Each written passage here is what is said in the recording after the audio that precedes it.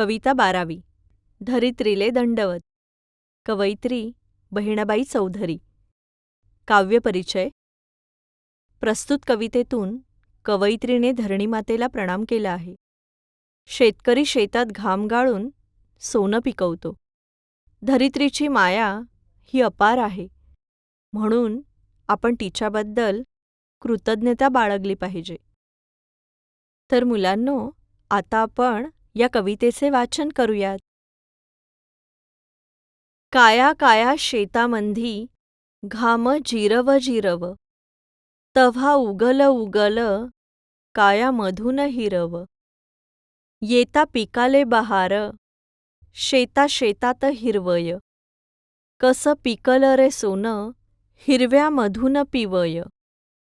अशी धरत्रीची माया, अरे तिले नाही सीमा. दुनी याचे सर्वे पोट, तिच्या मंदी झाले जमा. शेता मंदी भाऊ राया, आला पीक गोंजारत. हात जोडीसन केला, धरत्रीले दंडवत.